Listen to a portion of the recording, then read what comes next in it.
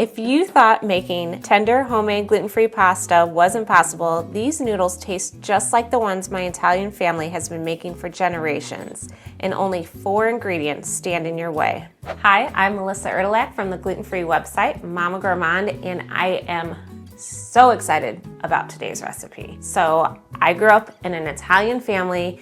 The only way we had pasta was homemade pasta that my grandma made, that my mom made, that everyone continues to enjoy, except for me and except for now. When we had pasta growing up, it was always fresh pasta. The only time I had boxed pasta was when I had to go gluten-free. So recently I came up with a recipe and I'm so excited. It tastes just like the ones my mom and grandma makes, and I'm gonna show you how easy it is. So let's make your gluten-free life a success and not a hot mess.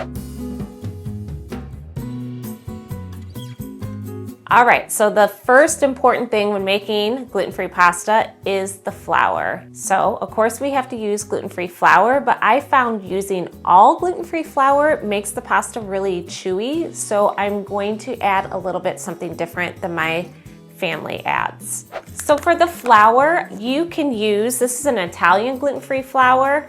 I've done this, but then I've also just used an all-purpose gluten-free flour too. I've used cup for cup, and either is fine. I will say if you use this flour, you have to add a little bit more because the consistency is a little bit finer. So you just need 2 cups of gluten-free flour. And I'm going to mix this up in a food processor.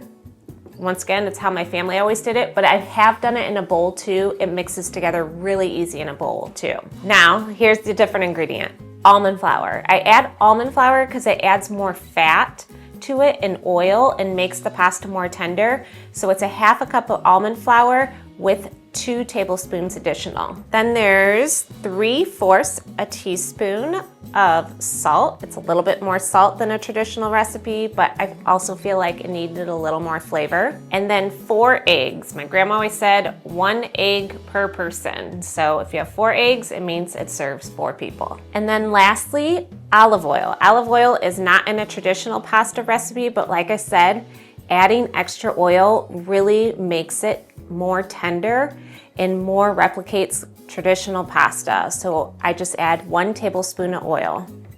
Now we're just going to blend it all together. Let me see if I could do this backwards. If you were mixing this in a bowl, you would just take a fork and blend everything together in there. Okay, so this is the part that the video really helps. This is where you have to channel your inner Italian. After everything's come together, I look at the dough and look at the consistency of it. Right now, I could tell it's too wet. If I try to run this through a machine, it would just stick and make a mess. So I'm going to add a little bit more flour. If you were using regular gluten-free flour, it'd probably be good at this point, but since I'm using that Italian flour, I have to add a little bit more. Okay, I'm just gonna work in like maybe a tablespoon at a time. Okay, let's check it. It looks a little bit more pebbly. That's what we're looking for. It clumps together. It's moist, but it's not so sticky that you wouldn't be able to run it through the machine. So I think we're good. This is what I'm looking for. If you went overboard on the flour, then you would just add a couple dashes of water to it. So we mixed up together all our dough, and I divided it up into little sections because it's best to just roll a little bit at once. Now, before we started recording, I tested a dough, and I want to show you what happened, so if this happens to you, how to fix it. We have a little bit of gluten-free flour. We're just gonna sprinkle this on your surface and flatten it down as much as possible. So this is what we're gonna roll through the machine first. Now watch what happens when I roll this. So I'm rolling it through, and see how it's kind of all broken apart? That tells me that it's too dry. So what I'm gonna do, I don't wanna put this back and mix it again. So I'm just gonna take a little bit of water on my hands and kind of work it into the dough, and I'll show you the difference. So I just got my hands a little wet.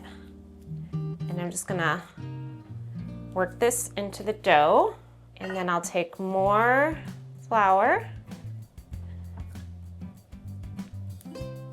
pat this down, and let's try that again.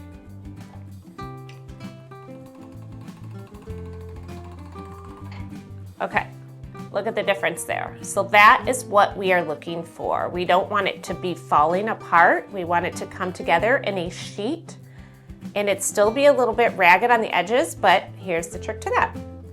Then you just fold it like a book, like this, and we'll run it through again. So we have that. We're gonna fold it another time, like a book. So it's like this.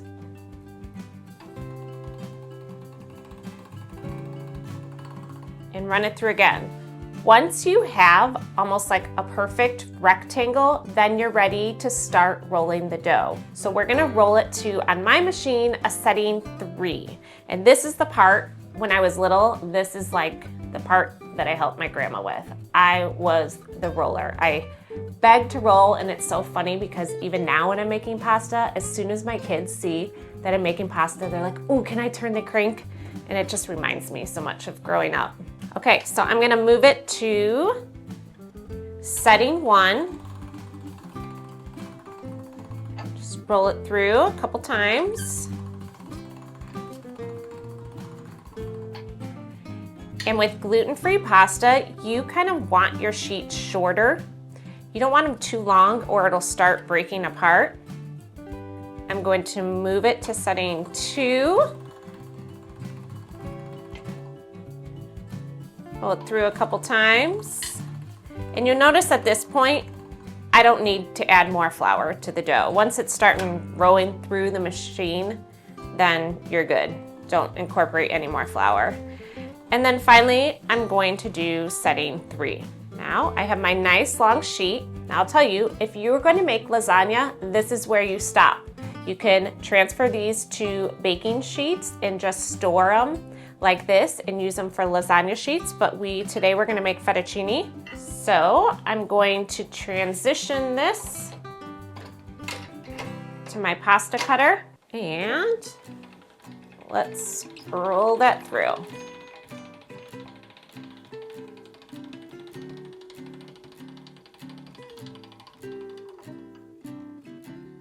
And then once you have your pasta, you could just kind of like form little nests to store it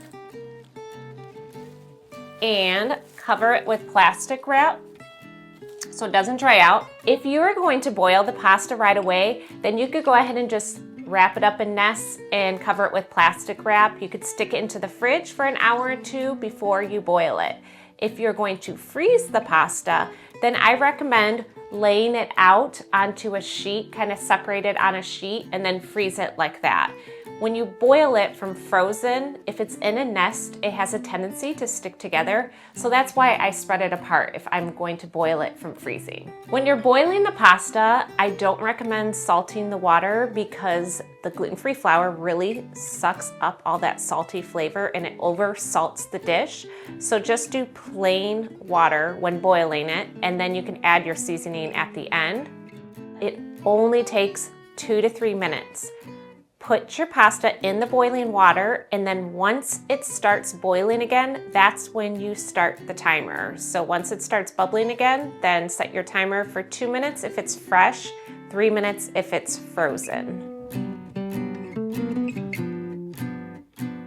Let's talk storing the pasta. So I've tested it fresh, I've tested it frozen, and I've tested it drying the pasta. I do not recommend drying the pasta. After cooking it from drying, it just had a denser texture to it, so fresh or frozen is best. You could put it in the fridge up to 24 hours, just covered with plastic wrap, or you could freeze it up to a couple months. I just freeze it on a baking sheet, and then after it's frozen, I transfer to a Ziploc freezer bag. The other thing I want to mention is I have worked with this dough with Cup for Cup, and I've done the Caputo gluten-free flour, and I've also tried King Arthur gluten-free flour.